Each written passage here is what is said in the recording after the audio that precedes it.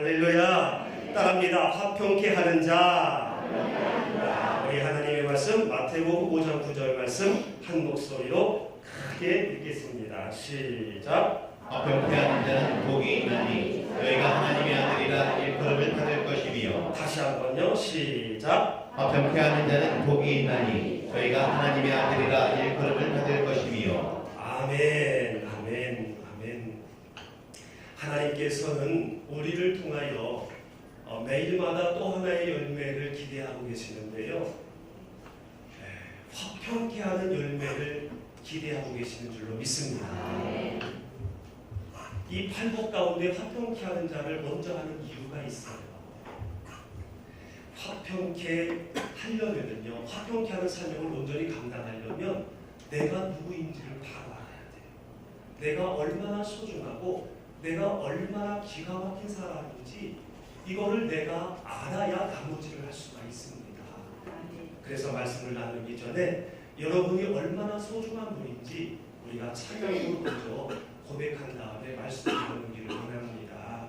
감사해요. 깨닫지 못했었는데 내가 얼마나 소중한 존재라는 걸 여러분 오늘 저녁에 여러분 자신이 정말로 천하보다도 귀하고 소중하다는 것을 확실히 알으셔서 지나가는 미물도 화평케 하는 그러한 하나님의 자녀로서의 사명을 감당하는 인생이 되시기를 주님의 이름으로 축원합니다.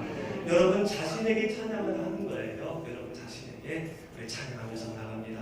감사해요. 깨닫지 못했었는데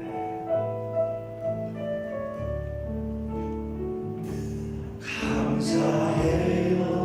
깨닫지 못했었는데 내가 얼마나 소중한 존재라는 걸 태초부터 지금까지 하나님의 사랑은 항상 날 향하고 있을 것이야. 고마워요. 그 사랑을 가르쳐준 당신께 주께서 허락하신 당신께 그리스도의 사랑으로 더욱 섬기며 이제 나도 세상에 전하 여러분의 이름을 넣으세요. 영식은 사랑받기 위해 그리고 그 사랑 전하기 위해 주께서 택하시고 이 땅에 심으셨네. 또 하나의 두 손을 모으시고 여러분의 이름을 넣으십시오. 여러분을 마음으로 축복하세요. 영식은 사랑받기 위해 그리고 그 사랑 전하기 위해 주께서 택하시고 이 땅에 심으셨네. 또 하나의 한 번 더 할게요. 정말로 여러분 다시 너무 소중한 분입니다. 축복하세요. 여러분 이름 넣어서 영식은 사랑받기 위해 그리고 그 사랑 전하기 위해 주께서 택하시고 이 땅에 심으셨네. 또 하나의 열매를 다시 또 하나의 열매 또 하나의 열매를 다시 또 하나 화평의 열매 또 하나의 열매를 다시며 할렐루야. 우리를 존재하게 하신 하나님 앞에 감사와 영광이 받습니다. 할렐루야. 할렐루야. 하나님께서 여러분을 통하여 분명히 원하시는 열매가 있는데요. 그것이 바로 화평케 하는 열매입니다. 여러분을 통해서 여러분 주변의 모든 사람들이 화평케 되기를 주님의 이름으로 축원합니다. 저도 이번 뼈대 세우기를 하면서 내가 얼마나 정말 소중하고 내가 이 땅에 살아있다는 것이 얼마나 귀한지 그거를 다시 한번 깨달으면서요 여러모로 회복이 되어졌어요. 10년 전 목회했던 그 느낌도 나고요. 제 교단에서 했었던 막 정말 600명에서 1,300명 막 부르고 막 이런 것들도 막 같은 것들이 기억이 나면서요. 하나님 사는 게 너무 감사해요. 할렐루야. 제 소중함을 느끼다 보니까요. 다른 사람이 다 귀하게 느껴지고 너무너무 고맙더라고요. 여러분 자신이 정말 소중하다는 거 꼭 기억하시기를 주님의 이름으로 축원합니다. 예수님께서는 30년 동안 요셉과 마리아의 아들로 내 부모를 공경하라는 말씀에 순종하며 사셨습니다. 그리고 31살 되시던 해에 하나님의 아들로 공생애를 시작하십니다. 나사렛에서 45km 북방에 있는 여기서부터 제가 키로수를 재보니까 오산역 정도 되더라고요. 그 정도 거리에인 이 갈릴리로 이동을 하셔서 거기서 주로 복음을 전하셨습니다. 여기가 사해니까 써먹어요. 사해니까 올라와서 여기가 갈릴리 북서쪽이니까 갈릴리 호수 북서쪽 위에 뭐가 있냐면요. 거기에 팔복산이 있어요. 복의산이라는 이름인데 나중에 여기에서 예수님이 산상수훈을 해서 팔복산이라고 했죠. 거기 지도가 있지요. 초기 팔복산이 살짝 보입니까? 보입니다.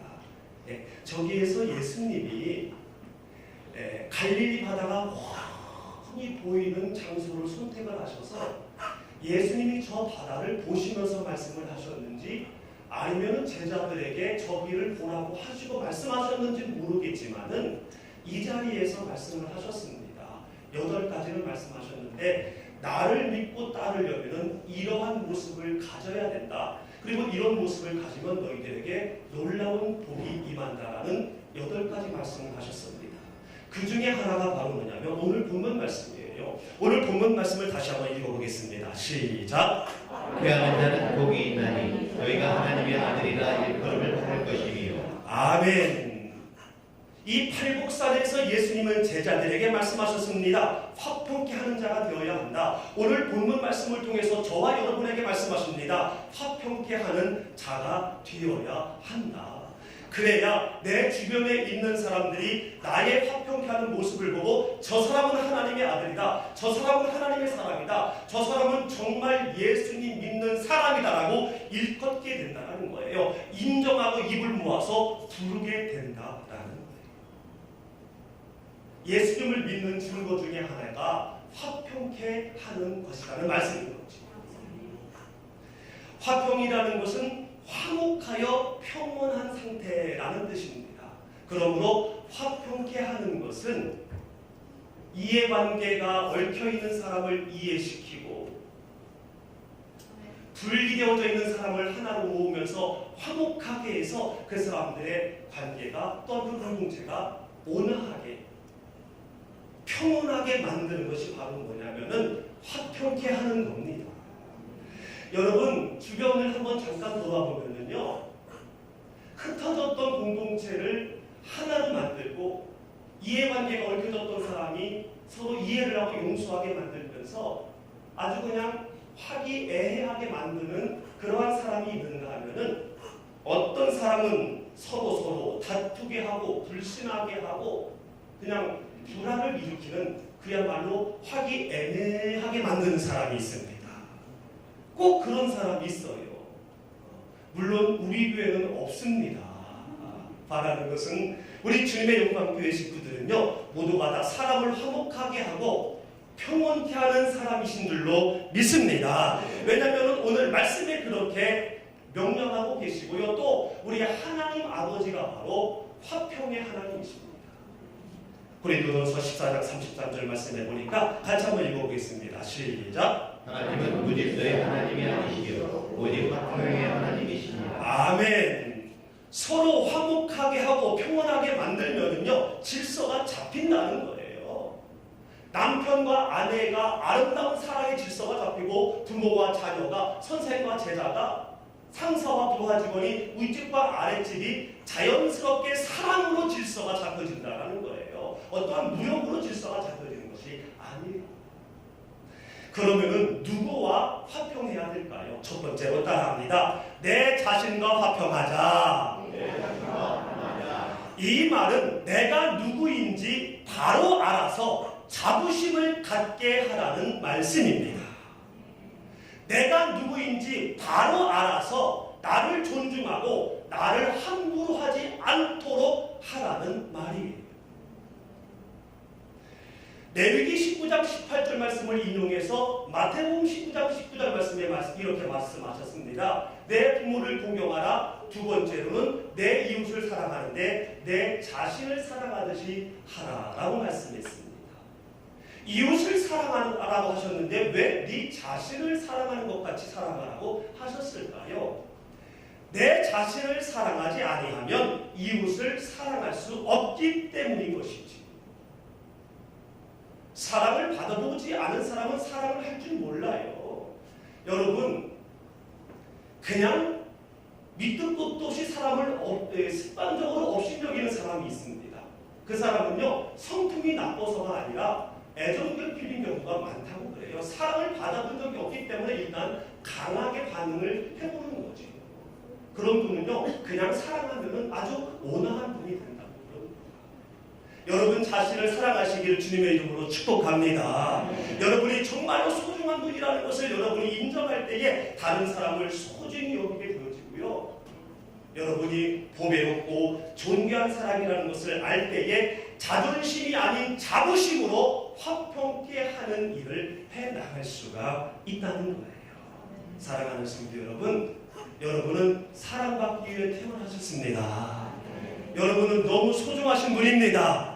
여러분은 존귀하고 보배로우신 분이라는 것을 믿으시기를 주님의 이름으로 축복합니다. 여러분이 얼마나 소중한 분이신지 제가 지금부터 한번 말씀드려볼까요? 네. 알겠습니다. 친절히 말씀드릴게요. 여러분 깜짝 놀랄 준비하세요.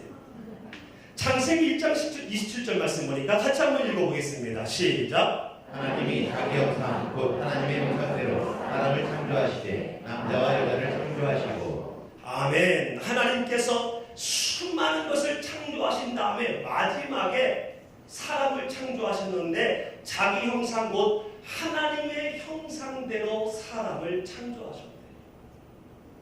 하나님의 DNA를 갖고 있는 작품으로 만드셨다라는 거예요. 수많은 피조물 가운데 하나님의 속성이 가미되어져 있는 그러한 유일한 창조물이 바로 사람이라는 거예요. 그래서 하나님 속에 있는 사랑이 사람 속에 있고요. 하나님 속에 있는 인자하심이 사람 속에 있고요. 하나님 속에 있는 불쌍히 여김이 사람 속에 있었던 거예요. 그래서 첫 번째 사람은 이렇게 고백했을 거예요. 내 안에 하나님이 있다. 내 안에 하나님이 있다. 연합한 거예요. 아버지가 자녀에게 속성을 유전하듯이, 그래서 둘이지만은 하나로 연합한 존재로 보는 것처럼 첫 번째 사람은 내 안에 하나님이 있다. 하나님은 너는 내 안에 있다. 가장 아름다운 하나님이 영광받는 그런 모습이었지. 하지만 우리가 잘 아는 것처럼 죄로 말미암아 사람 안에 있는 하나님이 사라지고 말았습니다. 하나님의 형상을 상실하고 말았어요. 하나님의 이미지가 상실되었다는 겁니다. 속성이 타락했다는 거예요. 그래서 사랑이 번질되어서 미움이 되어지고 갈등이 되어지고 편애가 되어지고 말았습니다. 불쌍히 여기고 인자한 마음이 불평과 분노로 타락하면서 하나님뿐만 아니라 사람에게도 죄를 짓는 그야말로 하나님과 원수가 되어지고 말았다. 그럼에도 불구하고 사랑이 변함이 없으신 긍휼의 하나님은요, 우리와 화목하시고 싶으셔서 먼저 손을 내미셨습니다. 먼저 손을 내미셨어요. 창세기 5장, 로마서 5장 10절 말씀 보니까 읽습니다. 시작. 곧 우리가 원수 되었을 때 그의 아들의 죽으심으로 말미암아 하나님과 화목하게 되었은즉 화목하게 된 자로서는 더욱 그의 살아나심으로 말미암아 구원을 받을 것이니라. 아멘. 죄로 뒤엉켜져 있어서 하나님이 축복을 하고 싶으셔도 할 수 없는 그러한 원수 되었을 때에 그래도 하나님이 이 사람과 화목하고 싶으셔서 그의 아들 독생자 예수 그리스도를 십자가 희생제물로 죽게 하는 겁니다. 그리고 죽으신 예수님을 믿으면 구원을 얻게 하셨다는 겁니다. 즉 저와 여러분을 위해서 하나님이 죽으셨다는 거예요. 여러분이 그 정도의 사람입니다. 일방적으로 행하신 하나님의 인자하심이에요. 이 말씀을 좀 더 현실적으로 살펴보겠습니다. 고린도전서 6장 20절 말씀 시작. 하나님께서 답을 치르고 너희를 사셨으니 너희 몸으로 하나님께 영광을 돌려라. 죄로 말미암아 영원히 죽을 수밖에 없는 사람들을, 죄인들을 천국에서 영원히 살게 하시려고 예수님의 핏값을 치르고 우리를 사셨대요. 우리를 사셨대요. 제가 이 핸드폰을 돈 많이 주고 샀습니다. 이거 누구 겁니까? 제가 돈 주고 샀다니까요. 물론 돈은 집사람이 냈지만 어쨌든 제 명의로 됐어요. 제 겁니다. 분리되어져 있지만 얘는 내 거예요. 나를 위해서 존재해야 되고, 그리고 나의 영광을 위해서 얘는 일을 해야 됩니다. 나의 필요를 채워줘야 돼요. 따로 있다고 해서 따로가 아닙니다. 얘는 내 안에 있어야 되는 거예요. 따로 볼 수가 없는 거지요. 왜요? 얘는 내 거니까. 내 거니까. 그리고 나는 얘를 내 거기 때문에 책임집니다. 닦기도 하고요. 떨어뜨리지 않으려고 조심합니다. 배터리 방전되기 전에 얼른 또 꽂아가지고 충전시키고요. 돌아가시지 말라고 이렇게 정성을 다합니다. 왜요? 내 거니까. 내가 값을 지불하고 내가 샀으니까 내 거예요. 이처럼 하나님이 핏값을 치르고 우리를 사셨다는 거예요. 그러므로 우리가 이제 누구 거라는 거예요? 누구 거라는 거예요? 하나님 거라는 거예요. 그러므로 내 자신과 화평하라는 것은 하나님의 것인 나와 화평하라는 말씀입니다. 하나님이 나를 잘 보살피고 하나님이 나를 업신여기지 말고 하나님이 나를 함부로 하지 말고 하나님이 나를 소중히 사랑하라는 말씀입니다. 물론 몸을 내가 갖고 있고 내가 생각하고 내가 말하고 내가 발걸음을 띄지만은 내가 주인이 아니라는 겁니다. 내가 예수님을 믿음과 동시에 예수님의 피값으로 값이 치러졌기 때문에 하나님의 것이 되어졌다는 거예요. 믿지 않는 사람은 그냥 그 사람들 거지요. 하나님의 것 아니지요. 아직 예수님을 믿지 않았기 때문에 않고 있기 때문에 값치는 걸 몰라요. 그러나 여러분 예수님을 믿으십니까?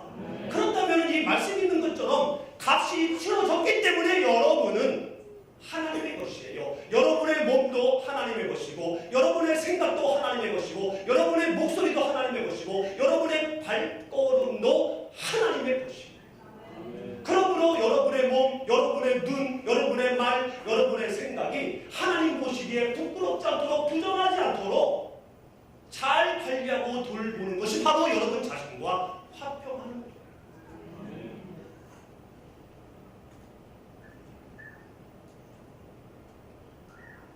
자부심을 가지라는 겁니다. 자부심. 하나님은 존귀하신 분이기 때문에 보배로운 분이시기 때문에 내가 그분 것이 됐으므로 내가 존귀하게 되는 거예요. 내가 보배로운 사람이 되는 거예요. 이 말씀은 이미 이사야 43장에서 예루살렘에 대한 사랑의 고백으로 예언된 말씀입니다. 야곱아 이스라엘아 창조하신 지으신 이가 지금 말하라. 두려워하지 말아라. 내가 너를 구속하였고 내가 너를 지명하여 불렀나니 너는 내 것이다. 사랑하는 김 목사야, 내가 너를 창조하고 너를 지은 내가 말하는데 너 사는데 힘든 거 있니? 어려운 거 있니? 두려워할 만한 거 있니? 두려워하지 마. 내가 예수의 피로 너를 구속했고 내가 너를 일방적으로 지명해서 불렀으니 너는 내 거야. 너는 내 거야. 너는 내 거야. 따로 있지만은 네가 아직 육을 갖고 있지만은 그래도 너는 내 안에 있는 내 거야 라는 말씀인 겁니다. 저와 여러분은 하나님의 것입니다. 분명히 말씀하십니다. 여러분 자신에게 말씀하십니다. 따라해 보겠습니다. 내가 너를 지명하여 불렀나니 내가 너를 지명하여 불렀나니 너는 내 것이다. 너는 내 것이다. 하나님께서 여러분에게 지금 말씀하고 계시는 겁니다. 말씀의 인문교로 다시 한번요. 내가 너를 지명하여 불렀나니 내가 너를 지명하여 불렀나니 너는 내 것이다. 너는 내 것이다. 내가 너를 지명하여 불렀나니 너는 내 것이 내 것이라 너의 하나님이라 내가 너를 보배롭고 존귀하게 여기노라 너를 사랑하는 내 여호와라. 하나님께서 예수 그리스도의 핏값을 치르시고 너는 내 거야. 너는 내 거야 말씀하셨습니다. 우리는 하나님의 것입니다. 내 삶이 내 상황이 어그럽다 할지라도 나는 내 자신에 대하여 초라하게 바라보는 데 아니다. 우리는 하나님의 것입니다. 그래서 하나님은 첫 번째 사람처럼 내 안에서 벗어나지 말고 내 안에 있어. 내 안에 있으면 내가 모든 것들을 해주는데 왜 자꾸 벗어나려고 그래? 물질의 어려움, 관계 어려움이 있다고 왜 그것을 또 벗어나려고 그래? 내 안에 있으면 되는데. 오늘도 찬양으로 주님의 음성을 듣기를 원합니다. 나의 안에 거하라 나는 내 하나님이니 모든 환난 가운데 너를 지키는 자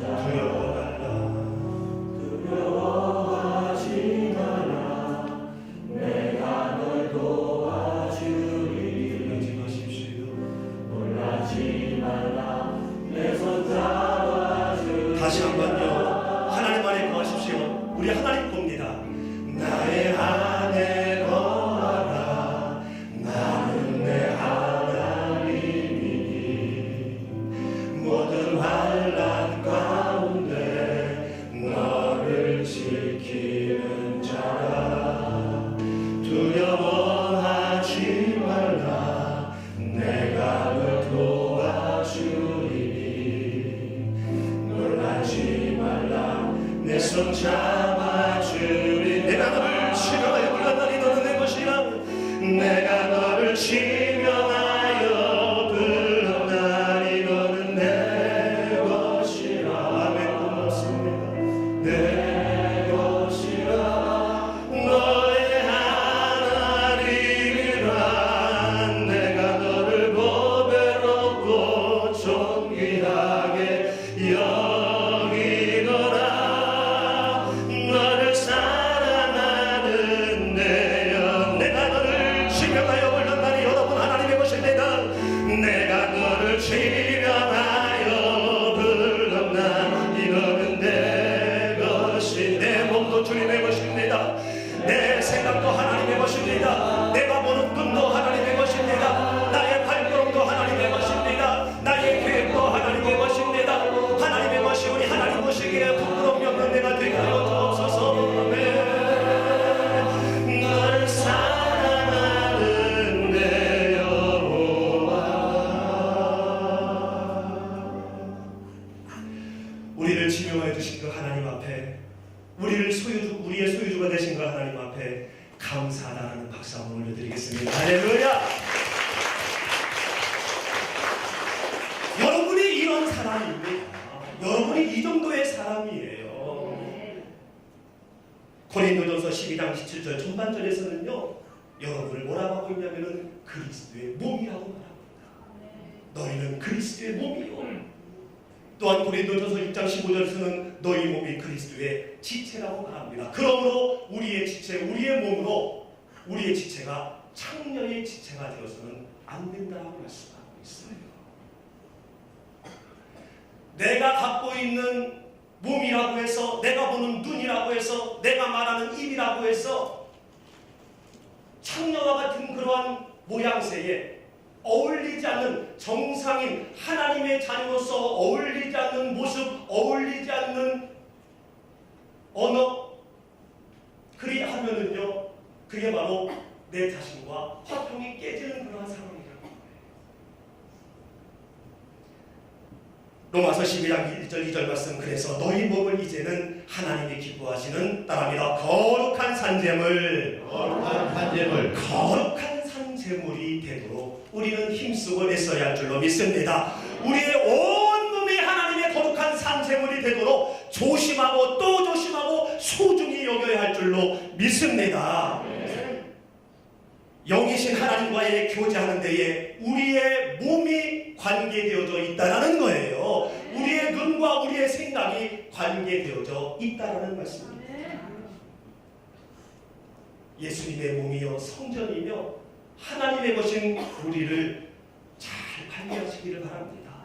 여러분 자신을 잘 관리하셔서 하나님 보시기에, 그리고 관리자인 여러분 자신 보기에도 부끄럽지 않는 여러분이 되시기를 주님의 이름으로 축원합니다. 이렇게 내가 얼마나 소중한 사람인지, 얼마나 보배로운 사람인지, 내가 나를 정말로 사랑해야 된다는 것을 알았으면요, 이제 급기야 그 다음에 이웃과 화평할 수가 있습니다. 데살로니가전서 5장 13절 말씀에 보니까 사랑 안에서 서로 귀히 여기라, 그리고 너희끼리 화목하라 말씀합니다. 이웃은 나 외에 모든 사람이 다 이웃이에요. 그 중에 가장 가까운 이웃이 누구이지요? 가족입니다. 가족. 여러분, 가족과 화평하고 가족과 평온을 유지해야 할 줄로 믿습니다. 이 말씀은 뭐냐면, 남편은 아내를 보고 저가 하나님의 사람이구나, 부모님은 자녀를 보고 저가 하나님의 사람이구나, 형은 동생을 보고 저가 하나님의 사람이구나라고 서로 인정할 수 있는 삶을 살아야 한다는 거예요. 서로 인정할 수 있는 삶을 살아야 한다는 거예요. 저게 무슨 집사라고, 아이고. 아빠 장도 그만 둬야 되는 거 아니야. 먼저 내 자녀, 내 남편, 아내부터 하나님의 아들이라 일컬음을 받아야 돼요. 식구에게서부터 하나님의 아들이라 일컬음을 받지 못하면 어디 가서 하나님의 아들이라고 부름을 받겠습니까? 집안 분위기를 평온하게 하는 사람이 있는가 하면 집안 분위기를 냉랭하게 하는 사람은 꼭 있지. 돌아가면서 하기도 하지만 저희 집안은 평온케 하는 사람이 저인 것 같아요. 식구가 나와 있어요. 냉랭하게 하는 사람은 누구냐? 도 저인 것 같아요.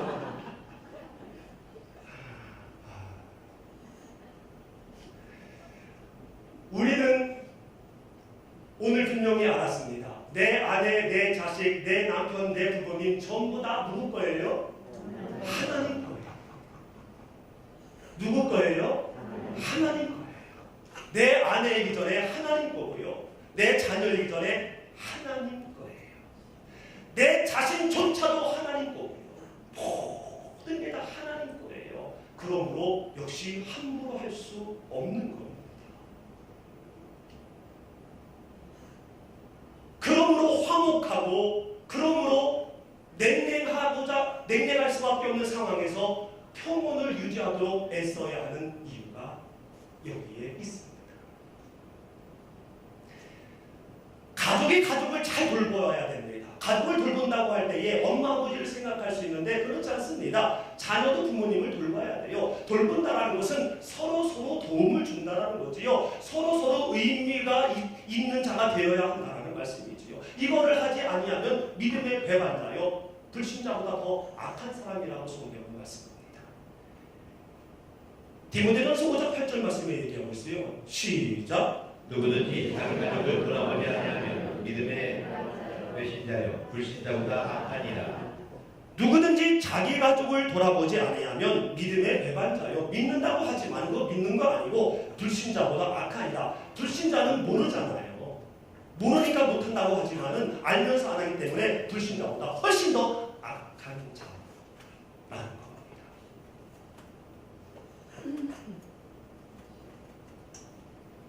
제가 이 설교를 하는데 왜 내외관계에서 서로 쳐다보고 그러시지? 남편은 아내 쳐다보고 아내는 남편 쳐다보고. 가정은 신앙과 생활의 시작이요 끝이 됩니다. 가정에서 하나님의 아들이가 일컬음을 받아야 돼요. 자녀에게 하나님의 아들이가 일컬음을 받아야 됩니다. 가족은 하나님이 나를 인정하고 계신지 점검할 수 있는 정확한 저울이에요. 그러므로 내 위치, 내 역할을 지금 내 가정이 어떤 상황인지 관계없습니다. 그 상황에서 내 위치, 내 역할을 정확하게 하면 돼요. 그게 바로 가족을 돌아보는 것이기 때문에 믿음의 문전이 서 있는 그러한 하나님의 사람이 될 거예요. 오늘 저녁부터 돌아가셔서 내가 가정에서 해야 될 역할이 무엇인가, 뭘 해야 되나, 이것을 해야 되는데 못했다라는 거 있으면 오늘부터 하시기를 바랍니다. 여러분을 통해서 여러분 가정의 웃음소리가 끊이지 않게 되기를 주님의 이름으로 축원합니다. 그리고는 주변인과 주변 사람과 화평을 해야 돼요.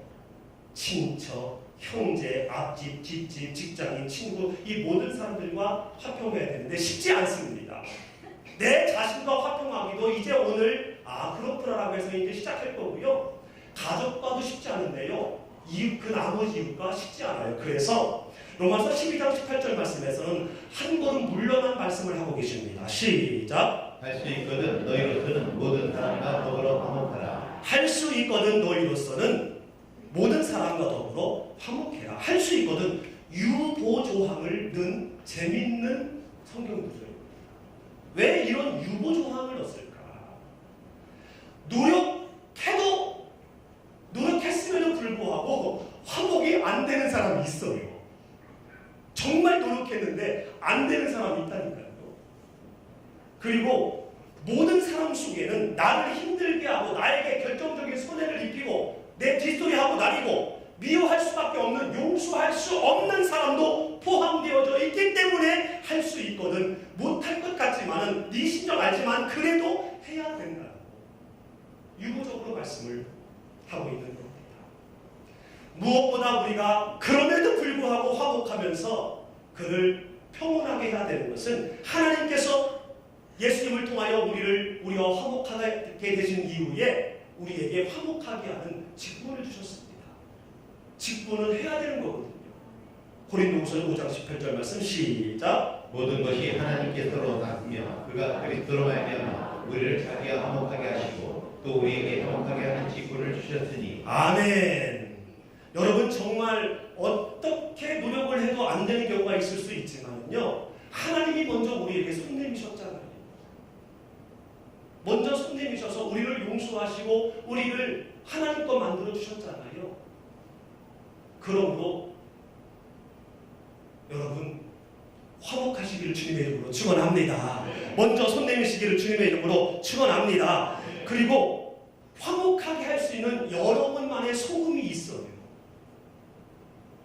그 소금 맛을 여러분 감추지 마시기를 바랍니다. 제가 오늘 신방하다가 콩국수를 먹었는데요, 콩국수에다가 소금을 넣으니까 그냥 화목이 되더라고요. 맛이 얼마나 맛이 있든지. 거기에 소금이 안 들어가면 비린내 나가지고 못 먹어요. 근데 소금이 또 들어가니까 그냥 화목이 돼가지고요, 저를 기쁘게 하고요 그러더라고요.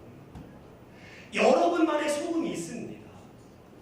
사람을 화목하게 하는 여러분만의 소금이 있는데 그 맛을 잃지 않도록 해야 돼요. 저 같은 경우는 노숙인을 사랑하는 것이 저만의 소금이고요.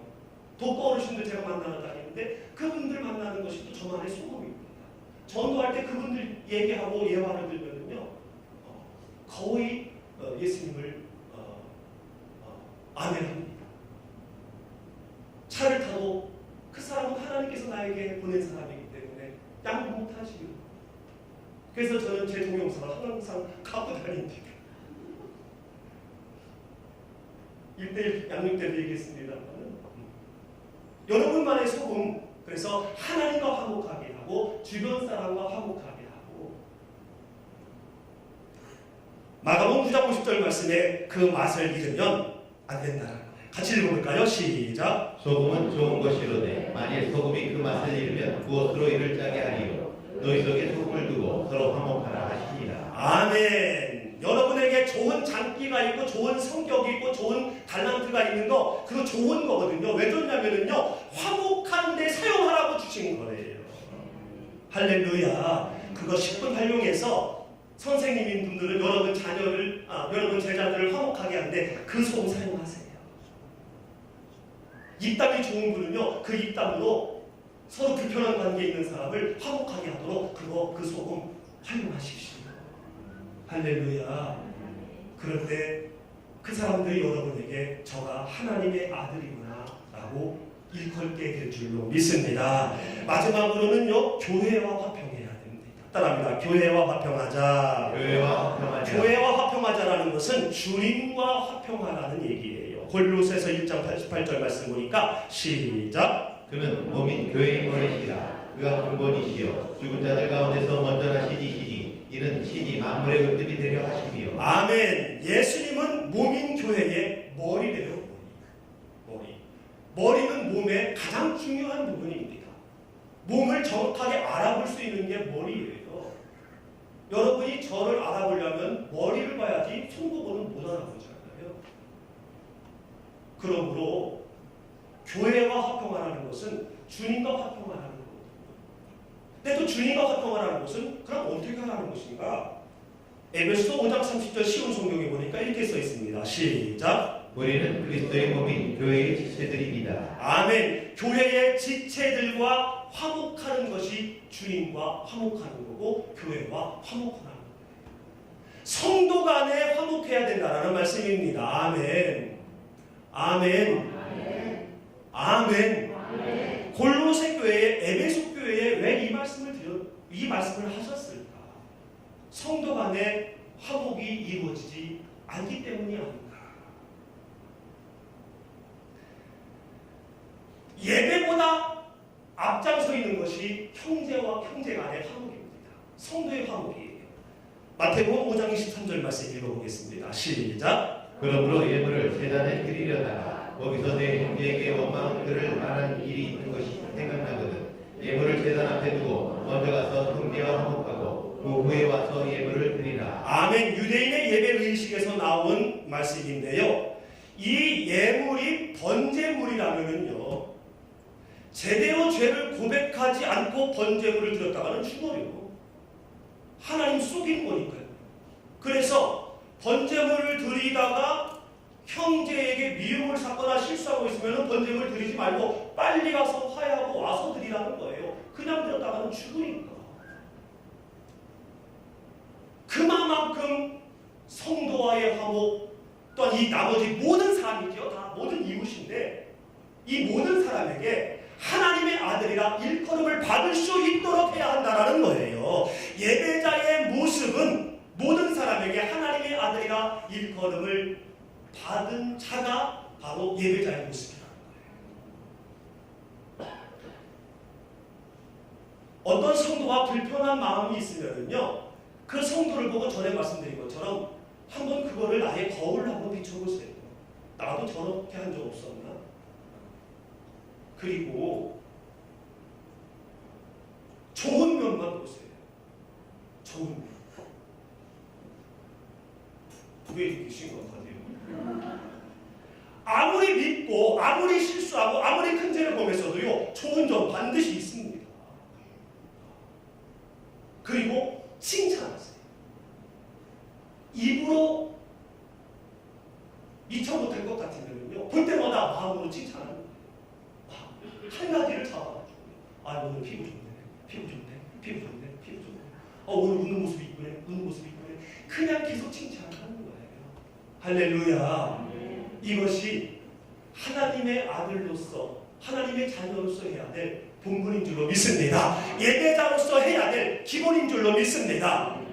우리가 하나님 앞에 예배를 드리고 있는데 성도 간에 불편한 마음이 있는 상태에서 예배를 드리는 것은 구약의 유대율법으로 유대 제사로 볼 때는 죽음을 각오하고 예배를 드리고 있는 거예요. 위험한 예배를 드리고 있는 거예요. 지금이 은혜 시대이니까 왕족인 거지요. 그리고 마음에 좀 불편한 성도, 불편한 어떠한 이웃이 있으면은요, 그 사람에 대해서 다른 사람에게 이야기하지 않는 게 제일 좋은 것 같아요. 제 생각에는. 이야기함으로써 요한복음 3장 16절이 확신되듯이 그 실수가 확신돼요. 확실하지 않음에도 불구하고 다른 사람에게 이야기하면서 내 마음에 그것이 확신이 된다니까요. 그리고 그 사람을 이 사람과 이간시키는 원수 사이로 만들어버리는 경우가 있어요. 너무 잘 아시는 말씀이지만, 그래서 말씀을 하셔도 좋은 점을 얘기하면 좋겠다. 그렇게 해야 되는 것이 바로 뭐냐면, 특별히 성도님들은 서로 지체라는 걸 했잖아요. 예수님이 모이고 각 두 분의 지체라고 했기 때문에, 고린도서 12장 27절 너희는 그리스도의 몸이요 지체에 각 두 분이라고 말씀하셨기 때문에, 나는 손이지만 내가 미워하는 그 사람은 허벅지일 수 있어요. 허벅지 아프면은 손도 아파요. 그렇죠? 한번 해볼까요? 아파요. 100% 아파요. 하고 발톱 엄청나게 멀리 떨어져 있지만 발톱에 가시 조금 찔러봐요. 머리 찌끈찌끈 아픕니다. 서로 유기체로 연결되어져 있어요. 남이 아니에요. 그러므로 우리가 형제들과 화목하지 못하면 내가 아파요. 형제들과 화목하지 못하면 하나님의 사람이 내 자신과 화평하지 못함으로 말미암아 내가 상제물이 될 수가 없다. 말씀의 근원을 맺으려고 합니다. 그리고 시간 되시면 목회자와도 화평하시기를 주님의 이름으로 축원합니다. 목회자도 성도예요.